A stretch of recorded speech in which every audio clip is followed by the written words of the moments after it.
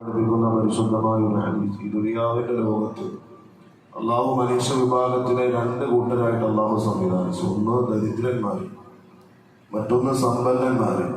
ഈ രണ്ട് കൂട്ടരും, സമ്പന്നന്മാർ സാധാരണഗതിയിൽ ധരിക്കാറുണ്ട് അള്ളാഹു എന്നോട് കൂടുതൽ ഇഷ്ടമുള്ളത് കൊണ്ടാണ് അള്ളാഹു എനിക്ക് സമ്പത്ത് നൽകിയത്. മറ്റ് ദരിദ്രന്മാർ ചിന്തിക്കാറുണ്ട് അള്ളാഹു താല എന്നോട് വെറുത്തത് കൊണ്ടും എന്നോട് കോപിച്ചത് കൊണ്ടുമാണ് ഈ ദുനിയാവിന്റെ ലോകത്ത് വളരെ ദരിദ്രനായി അള്ളാഹുവിനെ പടച്ചത് എന്ന് രണ്ടു കൂട്ടരും ചിന്തിക്കാറുണ്ട്. രണ്ടും തെറ്റായ ധാരണയാണ്. രണ്ടും ഒരു പരീക്ഷണമാണ്. അള്ളാഹുവിന്റെ ഹബീബ് നബി സല്ലല്ലാഹു അലൈഹി വസല്ലം തങ്ങൾ പഠിപ്പിക്കുന്നു, ലൗ ശാ അല്ലാഹു ലജഅലകും അഗ്നിയാ ലാ ഫഖീറ ഫീകും. അള്ളാഹുവിന് വേണമായിരുന്നു എങ്കിൽ ഈ ദുനിയാവിന്റെ ലോകത്ത് മുഴുവൻ ആൾക്കാരെയും അള്ളാഹു സമ്പന്നന്മാരാക്കാമായിരുന്നു. ഒരു ദരിദ്രനും ഈ ലോകത്ത് ഉണ്ടാകുമായിരുന്നില്ല. അള്ളാഹുവിന് വേണമെങ്കിൽ അങ്ങനെ ചെയ്യാമായിരുന്നു. വലൗ ശാ അല്ലാഹു ലജഅലകും ഫുഖറാഅ ലാ ഗുനിയ ലകും.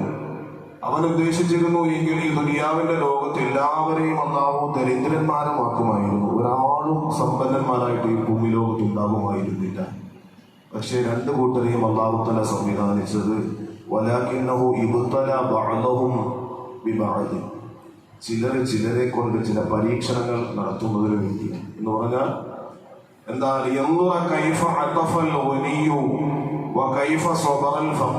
എങ്ങനെയാണ് സമ്പന്നനായ മനുഷ്യൻ അള്ളാഹു സമ്പത്ത് കൊടുത്തിട്ട് ആ സമ്പന്നനായ മനുഷ്യൻ തന്റെ ചുറ്റുഭാഗത്തുള്ള ദരിദ്രന്മാരോട് എങ്ങനെയാണ് കാരുണ്യം ചെയ്യുന്നത് എന്ന് അള്ളാഹു പരീക്ഷിക്കുന്നതിന് വേണ്ടി, തന്റെ ചുറ്റുഭാഗത്തുള്ള തന്റെ കുടുംബത്തിലുള്ള തന്റെ അതുപോലെ തന്നെ നാട്ടിലുള്ള ദരിദ്രന്മാരെ അവർക്കൊരു നേരത്തെ ഭക്ഷണമില്ലെങ്കിൽ ഭക്ഷണം കൊടുക്കാനും, മരുന്ന് വാങ്ങാൻ നിവർത്തിയില്ലെങ്കിൽ ആ മരുന്നിന് വേണ്ടിയുള്ള ഗതി ഉണ്ടാക്കി കൊടുക്കാനും, തന്റെ ചുറ്റുഭാഗത്തുള്ള ദരിദ്രന്മാരായ മനുഷ്യന്മാരോട് എങ്ങനെയാണ് ആ സമ്പന്നനായ മനുഷ്യൻ ഇടപെടുന്നത് എന്ന് അള്ളാഹു തിരിച്ചറിഞ്ഞ് പരീക്ഷിക്കുന്നതിന് വേണ്ടിയാണ് സമ്പന്നന്മാർക്ക് അള്ളാഹു സമ്പത്ത് കൊടുത്തത്.